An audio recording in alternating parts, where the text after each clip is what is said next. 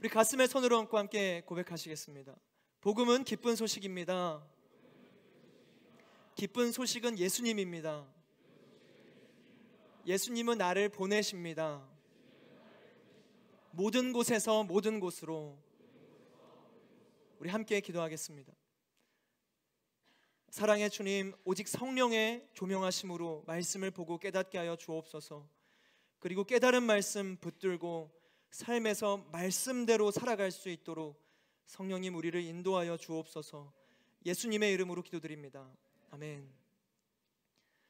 선악과 사건은 하나님의 말씀을 거절한 최초의 배신이었습니다. 이후 말씀을 잃은 세상은 하나님께서 보시기에 타락했고 폭력이 난무했죠. 그래서 하나님께서는 말씀하셨습니다. 모든 육체의 끝이 이르렀다. 이후 세상을 멸절하는 홍수 심판을 말씀하셨지만 하나님과 동행하는 노아만은 은혜를 입었고 그는 방주를 만들기 시작합니다. 홍수는 40일 동안 지속되었죠. 그리고 노아와 그 가족들은 370일 동안 방주 안에 머물렀습니다. 여기서 노아의 마음은 어땠을까? 우리 함께 좀 상상해 보실까요? 방주 안에 갇혀서 40일 동안 쉬지 않고 쏟아져 내리는 폭우 소리를 들으며 있는 거죠. 언제 나갈 수 있을까? 기약도 없는 거예요. 그저 쏟아지는 소리만 들리는 겁니다. 370일을 배 안에 있었던 거죠. 전기나 어떤 다른 문화가 있던 시대가 아니잖아요. 얼마나 그 방주 안이 어두웠을까? 동물들도 함께 있으니까 얼마나 냄새가 났을까요? 혹시 이제 방주에 구멍이라도 나면은 물이 새서 다 죽는 거니까 시간이 흐를수록 노아가 그런 생각도 했을 것 같아요. 그 큰 방주를 만들다 보니 배를 만들 때 내가 빠뜨렸던 건 있지 않을까? 부족한 건 있지 않았을까? 그때 내가 잠깐 졸았는데 내가 거기 못질을 제대로 했나? 걱정되지 않았을까요? 그리고 아내와 자식들과 함께하는 가운데 가장으로서의 책임감도 컸을 것 같아요. 그렇게 방주 안에서 1년을 보낸 겁니다. 1년의 시간 어떠세요? 제가 아직 하늘 온 지 1년이 안 됐거든요. 1년 생각보다 깁니다. 마음이 어땠을 것 같으세요? 노아의 마음 불안했을 것 같은 거예요. 방주 안에서 언제 끝날지 모르는 등산로를 오르는 마음처럼 지치고 힘들고 불안했겠죠. 그래서 까마귀와 비둘기를 3번씩이나 내보내면서 이 밖의 상황을 체크한 노아의 마음이 조금은 이해가 되는 거예요. 아, 이제는 나갈 수 있지 않을까? 이제 끝나지 않았을까? 계속 체크하고 싶은 그 불안감. 은혜로 살아있어도 하나님께서 건져내 주신 생명이어도 내면은 불안했을 겁니다. 우리도 똑같지 않나요? 하나님께서 건져내 주신 생명, 예수님을 믿는 믿음으로 의롭다 칭함을 받은 우리의 영원한 생명이 있는 삶인데 예수 그리스도라는 양의 문을 지나서 우리는 방주에 탑승한 인생인데 여전히 우리의 내면 안에는 불안이 있는 거예요. 불안, 걱정, 염려, 한 치 앞도 알 수 없는 피조물의 한계 속에서 불안한 거죠. 방주에 탔다고 하지만 지금 지나가는 이 폭우의 끝은 있을까? 여기서 내 삶은 끝나는 것이 아닐까? 이렇게 살아도 괜찮은 걸까? 그런 질문 한 적 있지 않으세요? 나는 어떤 사람이 될까? 지금 뭐 재수를 하시는 분들은 내가 학교에 들어갈 수 있을까? 수능을 잘 볼 수 있을까? 취업을 준비하시는 분들은 취업할 수 있을까? 미래의 배우자를 만날 수 있을까? 결혼은 할 수 있을까? 누군가에게 이해받을 수 있을까? 나라는 사람이 내가 가면을 벗을 때 내가 사랑받을 수 있을까? 불안한 거죠. 매 순간 그렇지는 않아도 홀로 있을 때면 때로 불안이 불꽃처럼 타오르는 거예요. 내 영혼을 사로잡는 거죠. 불안함이.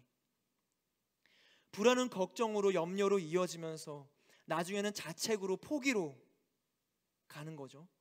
그리고 자책과 포기가 계속 불안감 속에서 반복되다 보면 끊임없는 부정적인 생각으로 나를 늪에 빠지게 합니다. 헤어나올 수 없이. 그래서 우리가 나누는 어떤 기도의 제목들도 불안해서 기인될 때가 많지 않은가요? 뭐뭐 해주세요, 주님 이렇게 해주옵소서라는 이 기도의 내면의 깊숙한 곳에는 이거 아니면 내가 진짜 힘들어지니까 이거 안 해주시면 어떡하나, 이거 진짜 돼야 되는데, 그 불안이 내면 가운데 있는 거예요. 물론 내가 할 수 없음을 인정하고 하나님께 맡기는 마음, 그 마음은 너무 훌륭한 마음이죠. 내가 할 수 있다, 내가 스스로 불안 극복할 수 있다, 그것보다는 훨씬 좋죠. 그런데 기도를 하면서 평안이 없고 기도를 하는데 불안한 마음이 가시지 않을 때가 있지 않으신가요? 기도를 하는데도 이 마음의 이 걱정 근심은 떨쳐버려지지가 않는 겁니다. 사랑하는 우리 하늘 여러분, 우리에게 필요한 것은 약속의 말씀입니다. 우리에게 말씀이 필요해요. 말씀. 노아와 가족들은 방주에서 나온 뒤 번제를 드립니다. 그리고 이어지는 말씀이 창세기 8장 21절의 말씀이거든요. 우리 함께 창세기 8장 21절 한 목소리로 읽어보도록 하겠습니다. 함께 읽겠습니다. 시작. 여호와께서 그 좋은 향기를 맡으시고 마음속으로 말씀하셨습니다. 내가 다시는 사람으로 인해 땅을 저주하지 않겠다. 이는 사람이 생각하는 것이 어려서부터 악하기 때문이다. 내가 전에 했던 것처럼 다시는 모든 생물을 멸망시키지 않을 것이다. 너무너무 감사한 말씀이죠. 이제 다시는 사람으로 인해 땅을 저주하지 않겠다. 모든 생물을 멸망시키지 않을 것이다. 근데 초반절의 말씀에 보면 이렇게 말씀하시거든요. 여호와께서 그 좋은 향기를 맡으시고 번제의 향을 맡으시고 마음속으로 말씀하셨습니다. 노아와 그 가족들이 지금 이 하나님의 마음을 알고 있던 건 아닌데 하나님은 결단하신 거죠. 다시는 멸절하지 않겠다. 이걸로도 충분할 수 있잖아요. 하나님이 그 마음을 갖고 계시다라는 것만으로 충분할 수 있습니다. 그런데 하나님께서는 이어서 마음속으로 갖고 있을 뿐만 아니라 이 마음을 드러내면서 노아와 그 가족들에게 표현하시는 거예요. 우리 창세기 9장 8에서 11절 말씀 보실까요? 함께 한 목소리로 읽겠습니다. 시작. 그리고 하나님께서 노아와 그와 함께 있던 그의 아들들에게 말씀하셨습니다. 보라, 내가 너희와 너희 뒤에 올 너희의 자손과 언약을 세운다. 또한 너희와 함께 있던 모든 생물들, 곧 너희와 함께 있던 새와 가축과 모든 들짐승들, 방주에서 나온 땅의 모든 생물들과 언약을 세운다. 내가 너희와 언약을 세워 다시는 모든 육체가 홍수로 인해 멸절되지 않을 것이며 다시는 이 땅을 지키는 홍수가 없을 것이다. 이전에 하나님께서 품으셨던 마음하고 똑같은 말을 노아와 그 아들들에게 말씀하시는 거예요. 내가 너희와 언약을 세워 다시는 육체가 홍수로 인해 멸절되지 않을 것이며 다시는 이 땅을 멸망시키는 홍수가 없을 것이다. 하나님께서는 마음속으로만 품고 계시는 게 아니라 얘기하신 거예요. 노아와 그 가족들에게 말씀하셨습니다. 말씀하셨어요. 하나님께서 이렇게 말씀하셔야 하는 의무가 있나요? 하나님이 이 마음을 전해야 하는 책임이 있으세요? 하나님 왜 그거 말씀 안 하셨어요? 아무도 그것에 대해서 하나님께 감히 뭐라 할 수가 없죠. 하나님이 하나님 되시니까. 그런데 직접 노아와 그 자녀들에게 말씀해 주신 거예요. 왜 그럴까요? 왜? 사랑하시니까. 사랑하시기 때문에 이 말씀을 주시는 거예요. 하나님의 말씀은 사랑입니다. 다시는 이 땅을 멸망시키는 홍수가 없을 것이다. 이 말씀을 통해서 노아의 불안은 잠드는 거예요. 또 이런 홍수가 나면 어떡하지? 그 생각 들지 않겠어요? 나도 잘못하면 홍수 나겠네. 그럴 것 같아요. 나 삐끗하면 그냥 홍수가 내리시겠네. 내가 잠깐 돌아서면 나도 심판하시겠네. 하나님에 대한 어떤 신뢰가 약간 불안하지 않겠어요? 우리 아들이 또 방주 만들어야 되나? 진짜 겁나 오래 걸렸는데 또 만들어야 돼? 이런 생각 들 것 같아요. 그런데 불안하고 이 걱정되는 마음을 하나님께서 끊어내시는 거예요. 무엇으로요?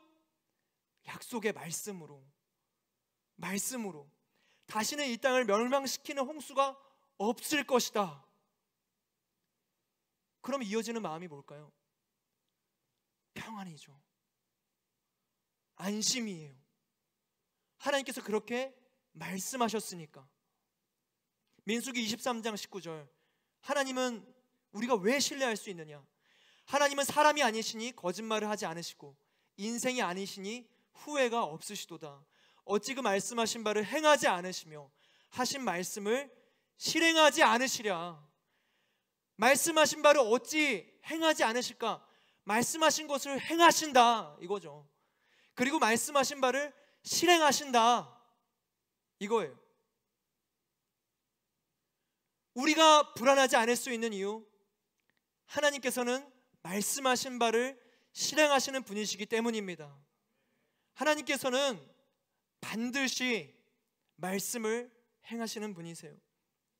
이 사실을 믿으면 평안이지만 믿지 않으면 불안입니다.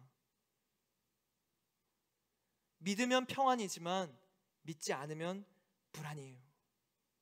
함께 따라해 볼까요? 믿으면 평안이지만 믿지 않으면 불안이다. 그렇게 우리 사랑하는 우리 하늘 여러분, 저는 저와 여러분이 오직 말씀 위에 서기를 주님의 이름으로 축복합니다. 그 말씀 위에 서서 말씀을 믿는 믿음이 우리 안에 있기를 주님의 이름으로 축복합니다. 우리가 믿는 게 뭔가요? 말씀을 믿는 거예요. 하나님께서는 성경을 통해서 하나님의 마음을 완전하게 알려주셨습니다. 확실하고 분명하고 선명하고 명백하게 하나님의 마음을 이미 알려주셨어요. 사랑으로요. 성경은 사랑입니다. 수면제가 아니에요. 때로 잠들긴 하지만 성경은 사랑입니다. 하나님을 알고 싶으세요? 하나님의 뜻을 따라가고 싶으신가요? 불안한 마음에 정답을 구하고 계시는 삶의 챕터를 지나가고 계십니까? 그러면 말씀을 읽고 말씀을 믿으세요. 하나님은 이미 다 알려주셨는데 그것을 듣지도 않고 말해주는데 듣지 않으면 어떻게 알아요? 왜 안 알려주나고 불안해하고 원망하고 있진 않으세요?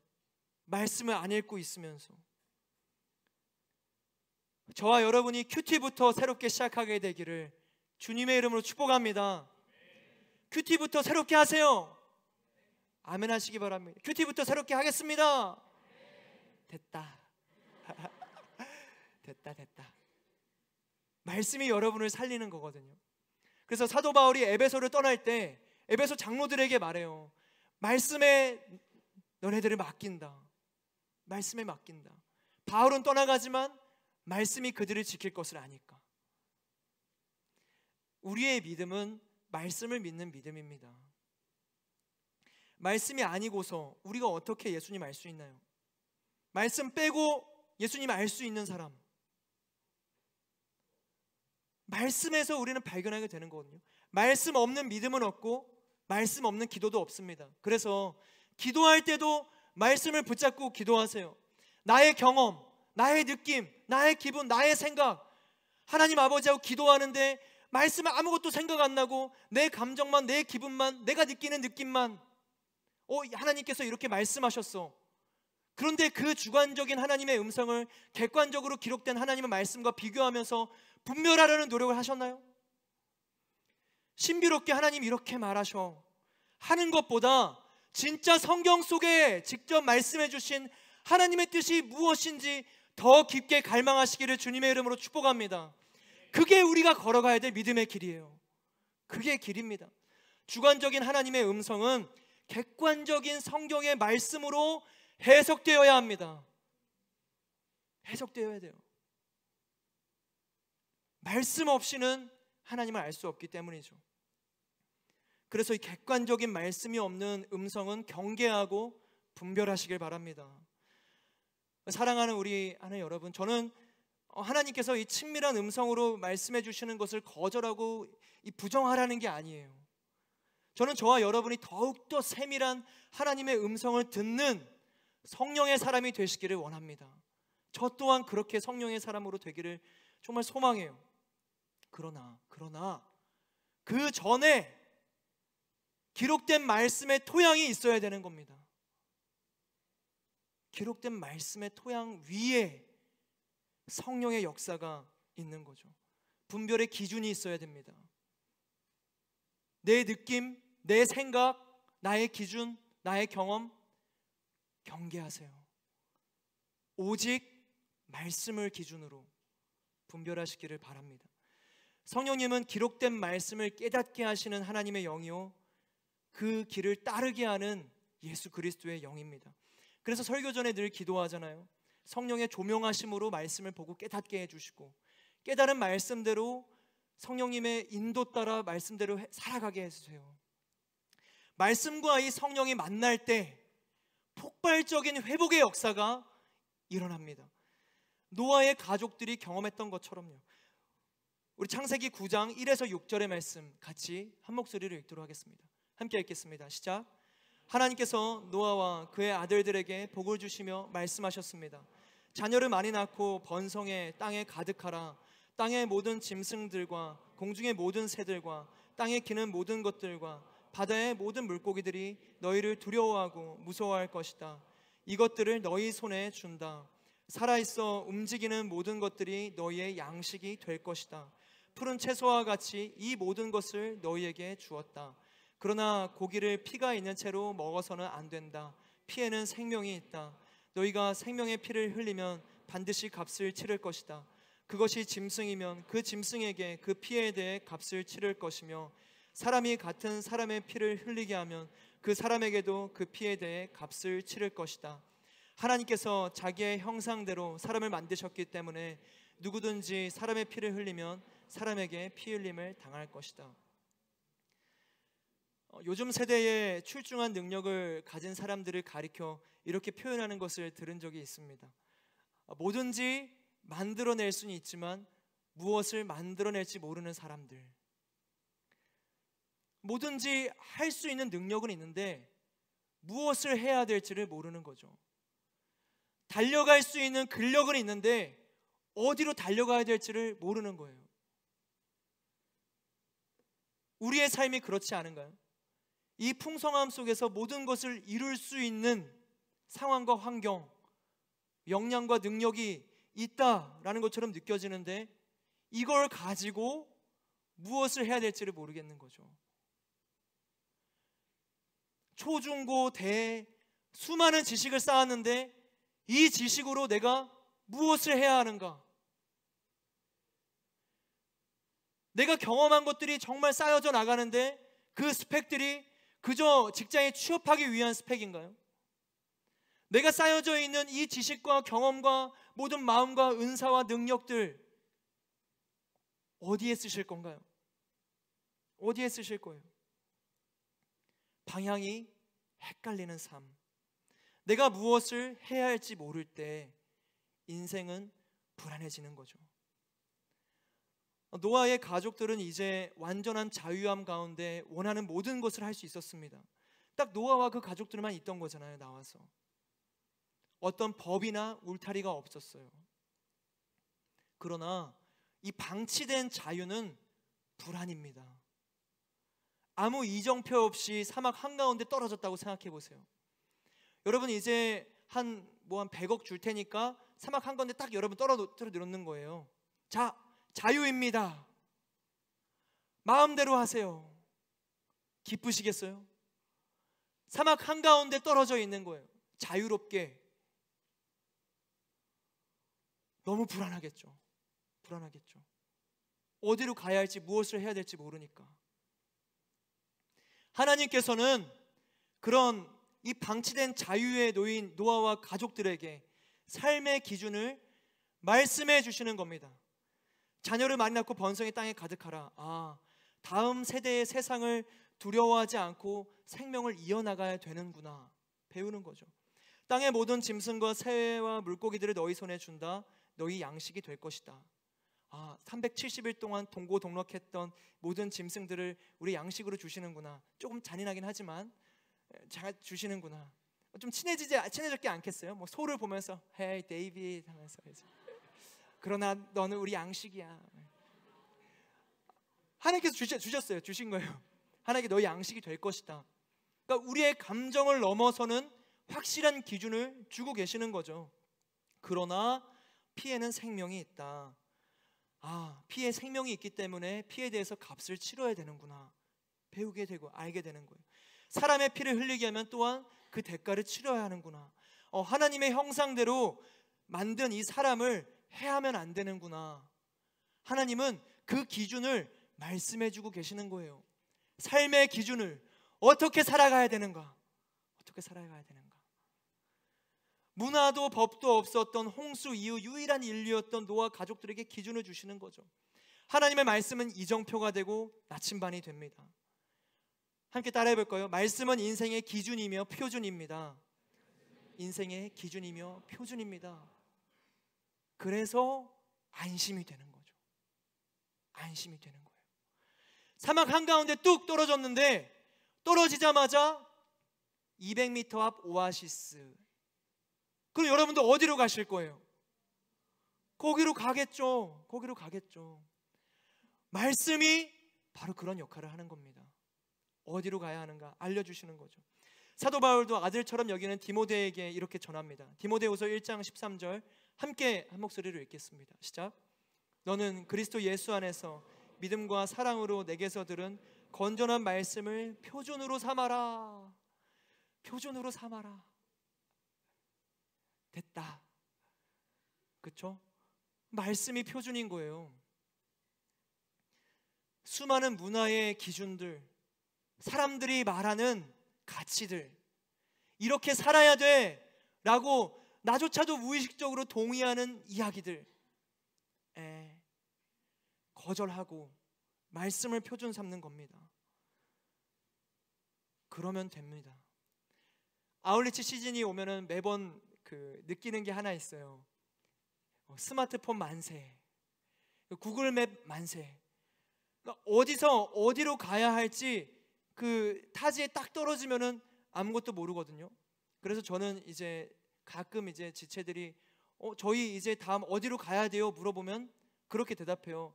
나도 갓난아기야. 이렇게 얘기하거든요.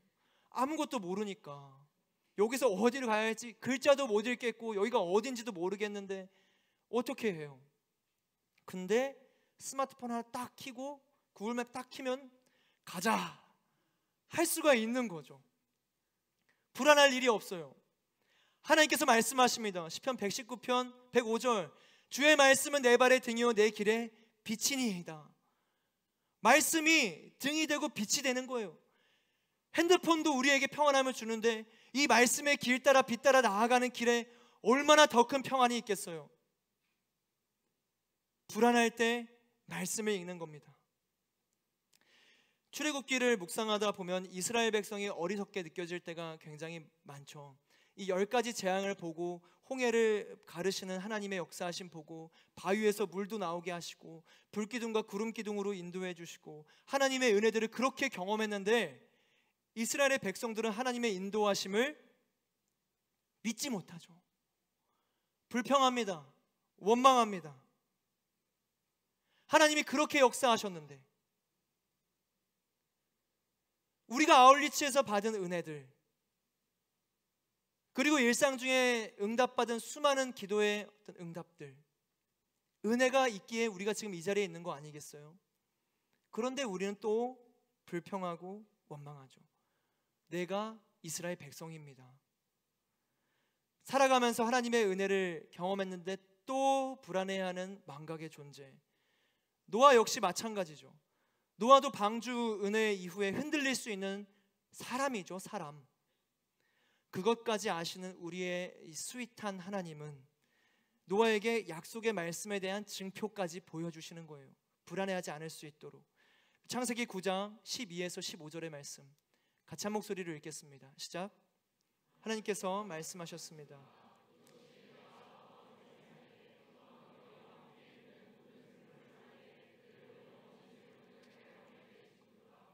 내가 구름 속에 내 무지개를 두었으니 그것이 나와 땅 사이에 세우는 언약의 표시가 될 것이다. 내가 땅 위에 구름을 일으켜서 그 속에 무지개가 나타날 때 내가 나와 너 사이에 그리고 모든 종류의 생물들 사이에 세운 내 언약을 기억하겠다. 물이 홍수가 돼 모든 육체를 멸망시키는 일이 다시는 없을 것이다. 하나님께서는 언약의 증표로 무지개를 쓰십니다. 하나님의 언약과 이 무지개를 매칭시키시는 이 하나님의 이 스윗함은 진짜 대단하다 생각이 들었어요. 섬세한 하나님의 사랑이 있다. 왜냐하면 이 노아가 경험했던 홍수는 인류의 다시는 반복되지 않았던, 그리고 반복되지 않을 재난 중의 재난이었잖아요. 재난 중의 재난이에요. 그 재난을 경험한 노아와 가족들, 비가 올 때마다 어땠겠어요? PTSD가 진짜 오지 않았겠어요? 비 온다! 비 온다 하고 진짜 막 방주를 찾아 헤매는 어떤 마음이지 않았을까요? 또 비 온다. 근데 하나님께서 비가 올 때 홍수를 기억하라 라는 게 아니라 언약을 기억할 수 있도록 비 온 후에 무지개를 언약의 증표로 삼으신 거죠. 너무 스윗하지 않으세요? 그냥 나무로 할 수도 있고 돌멩이도 할 수 있고 언약의 증표가 무조건 무지개가 된다는 법이 없잖아요. 근데 하나님은 무지개를 굳이 언약의 증표로 삼으신 거예요. 왜? 비가 올 때 무지개를 보면서 안심하라고. 홍수 이후에 또 PTSD, 불안함이 재발되지 않을 수 있도록 하나님께서는 섬세하게 무지개로 그 사랑을 확증해 주신 겁니다. 너무 대단해요. 하나님 스윗해요. 이게 우리의 하나님이시잖아요. 우리의 하나님. 우리의 모든 삶을 아시고 나의 불안의 어떤 한 가지 씨앗, 그것조차 아시고 가장 섬세하고 배려 있게 다가와 주시는 분이 우리 하나님이십니다. 우리에게 무엇이 필요할지 누구보다 아시는 하나님. 노아에게 무지개가 필요했음을 아셨던 하나님께서는 우리와 새 언약을 맺으시죠. 요한일서 2장 25절 함께 한 목소리로 읽겠습니다. 시작. 예수 그리스도께서 친히 우리에게 약속하신 것인데 바로 영원한 생명입니다. 예수님이 우리와 맺으신 새 언약, 오직 예수님으로 인해서 영원한 생명에 우린 참여하는 겁니다. 예수님께서는 약속하셨어요. 약속하셨습니다. 저와 여러분은 새 언약으로 세워진 백성이에요. 예수님께서 핏값으로 사신 하나님의 자녀들입니다. 그게 우리예요. 하나님 말씀하시죠. 두려워하지 말라, 놀라지 말라. 내가 너와 함께함이라. 나는 내 하나님이 됨이라. 내가 너를 굳세게 하리라. 참으로 너를 도와주리라. 내가 세상 끝날까지 너희와 항상 함께하리라. 우리에게 주어진 약속의 말씀입니다. 세상 끝날까지 내가 너희와 항상 함께하리라. 아멘이세요? 이게 아멘이세요? 이 말씀을 믿으세요? 미래에 이 일들을 우리에게 약속해 주셨습니다. 약속해 주신 말씀이에요. 그럼 우리 삶이 불안할 이유가 도대체 뭐가 있나요? 하나님이 함께 하셨다고 약속하셨는데 불안할 이유가 어디에 있는 거예요 도대체? 하나님의 말씀이 우리 안에 있는데 불안할 이유가 없는 거 아닌가요? 내 삶이 불안한 이유 딱 한 가지입니다. 한 가지. 이 약속을 믿지 못하기 때문이죠. 말씀을 믿지 못해서 불안해지는 겁니다. 지금 읽었던 말씀보다 더 놀라운 말씀, 놀라운 약속들을 성경 속에 담아두셨어요. 우리가 발견하지 못할 뿐이죠. 말씀을 믿지 못하는데 불안하지 않게 해달라는 간구와 기도는 반쪽짜리죠. 사실 반쪽짜리. 우리가 해야 할 첫 번째 기도는 성경 속 이 약속의 말씀을 믿게 해달라는 간구여야 합니다. 말씀이 믿어질 때 그때는 다른 사람의 말 필요 없어요. 자기 개발서가 필요 없습니다. 상담이 필요 없어요. 말씀 하나만 가지고 가면 우리의 인생에는 기쁨과 평안과 오히려 기대감이 있는 거거든요. 기대감이. 일본에 있었을 때 저희가 노방 찬양을 하러 강가에 가서 세팅을 다 하고 다 합시다 했는데 일본 경찰 5명이 와가지고 이제 나가라 하시는 거예요. 일본을 몰라서 나가라 하신 거죠. 그래서 뭐 그 상황 어떻게 하겠어요. 저희 법을 어긴 건 아니었지만 나가야 되는 상황이 온 거예요. 저는 그 가운데 우리가 할 수 있는 마음의 반응은 2가지라고 생각했습니다. 왜 이런 일이 있어서 왜 못할까라는 원망과 두려움과 낙담, 그리고 반대의 길은 하나님께서 또 어떤 일을 행하시려고 우리를 새로운 길로 인도하시나 라는 기대와 소망. 동일한 거예요. 우리가 어떤 상황을 맞이했을 때 내가 어느 마음으로 어떤 길을 따라갈 것인가는 내가 말씀을 어떻게 믿느냐와 연결되어 있습니다. 우리가 삶에서 수많은 문제와 어려움을 겪지 않겠어요? 그럴 때마다 낙담하고 불안해하시겠어요? 아니면은 오직 말씀을 믿음으로 담대하게 기대와 소망함을 가지고 걸어가시겠어요? 그 길목엔 말씀이 있습니다. 말씀. 저는 저와 여러분이 더욱더 깊게 말씀을 믿게 되기를 주님의 이름으로 축복합니다. 그리고 나아가서 언약을 믿는 데서 그치지 않기를 소망합니다. 언약을 믿는 데서 그치는 게 아니라 우리가 무지개가 되어서 언약을 선포하는 언약의 증표가 되는 거죠. 우리가 언약을 드러내는 표지가 되는 겁니다. 표식이 되는 거예요. 누군가 우리를 볼 때마다 하나님의 사랑이 있구나, 하나님께서 살아계시는가를 느끼는 거죠. 우리를 보면서 불안함이 잠재워지는 거예요. 우리를 통해 예수 그리스도가 증거돼서 우리를 만나고 보고 이야기를 나누는 사람마다 불안이 잠재워지고 평안이 살아나는 하나님의 사람들 되시기를 주님의 이름으로 축복합니다. 우리가 무지개가 되는 거예요. 언약의 증표가 되는 삶에는 감동이 있습니다. 삶의 의미가, 내 삶의 의미가 재해석되는 거거든요. 저는 이번 일본 아울리치에서 그와 같은 사건을 경험했습니다. 저희 집안은 이제 5대째 기독교 집안인데 저희 아버지도 목사님이시거든요. 제가 일본 아울리치를 가기 전에 아버지께서 이런 메시지 남겨주셨어요. 이전에 이미 익히 들어서 알고 있던 사실인데 이번에 너무 새롭게 들렸던 이야기였습니다. 일본 팀들은 이제 3번째 듣는 이야기인데요. 함께 메시지 한번 띄워주시겠어요? 저희 아버지께서 직접 가기 전에 바로 직전에 보내주신 건데 제가 읽어볼게요. 너의 할머니의 부친 성함 허춘섭. 동경대 의학부 출신으로 일본에서 기독교인이 되어 고향 단천에 온 후 각종 미신을 타파하고 후학들을 가르침. 친척들 모두 예수 믿게 됨. 저는 이미 알고 있었던 이제 아버지의 어떤 가족의 역사였거든요. 아버지가 자주 말씀해 주셨어요. 너희 증조 할아버지께서 일본에서 그래, 알겠어. 그렇게 했던 이야기예요. 근데 이번에 너무 새롭게 조명이 되더라고요. 저희 증조 할아버지가 일본에서 예수님 믿은 거예요. 그리고 돌아와서 고조 할아버지를 전도하고 친척들을 다 전도해서 그때부터 믿음의 가정이 흘러오고 있는 겁니다.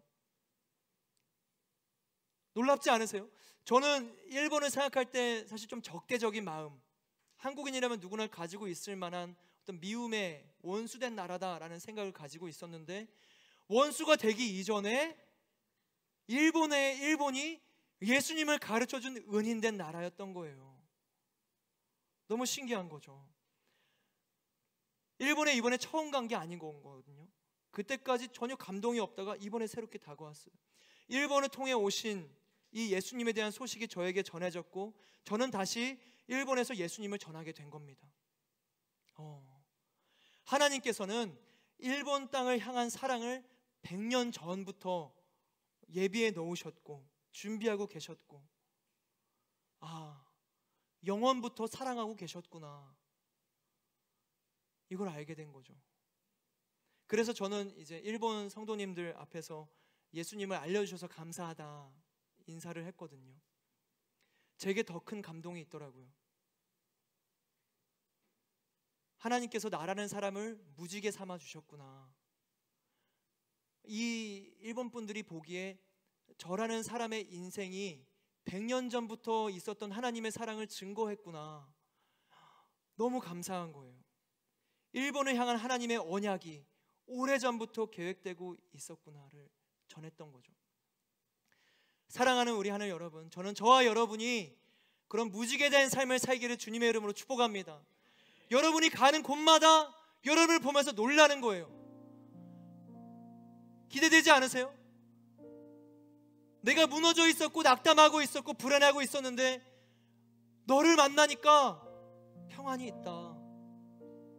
너의 위로를 통해 내가 숨 쉴 수 있게 됐다. 그리고 그 사람이 나중에 예수님을 믿고 하나님 나라의 백성에서 동역자가 된다면 너무 기쁘지 않겠어요? 하나님께서 여러분 한 사람 한 사람을 통해서 그 언약을 드러내실 날들이 기대가 됩니다. 노아만 하나님의 사람이 아니잖아요. 사도 바울만 특별한 복음의 증거자가 아니잖아요. 여러분이 이 시대의 노아입니다. 여러분이 이 시대의 사도 바울이에요. 그 성경을 읽으면서 이 사람은 이랬구나가 아니라 이 하나님이 나의 하나님이고 내가 걸어가야 될 신앙의 길이구나. 내가 방주 속에서 불안해할 때도, 나와서 불안해할 때도 하나님의 말씀을 들음으로 나 또한 노아와 같은 삶을 살아가겠다. 나아가 지금 큐티의 말씀을 통해서 사도 바울의 인생을 보면서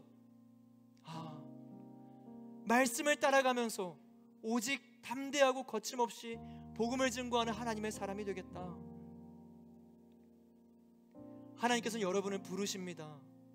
함께 가슴에 손을 얹고 선포할까요? 나는 노아입니다. 내가 바로 사도 바울입니다. 여러분 스스로를 한계 짓지 마세요. 나는 못할 거야, 경계하지 마세요. 말씀 위에 여러분이 선다면, 성령님께서 그 말씀을 보게 해주신다면 여러분은 노아가 될 겁니다. 사도 바울이 될 거예요. 모든 불안은 잠재워지고 오직 하나님 위에 달려가는 하나님의 사람이 될 줄로 믿습니다. 하나님께서 여러분을 그렇게 부르십니다. 여러분 하나님께 선택한 자녀예요. 여러분을 향한 하나님의 계획은 지금도 진행 중입니다. 지금이 완성형이 아니에요. 지금의 나 자신을 보면서 안타까워하는 마음, 회개하는 마음 너무 좋죠. 그러나 하나님의 은혜를 더 크게 보세요.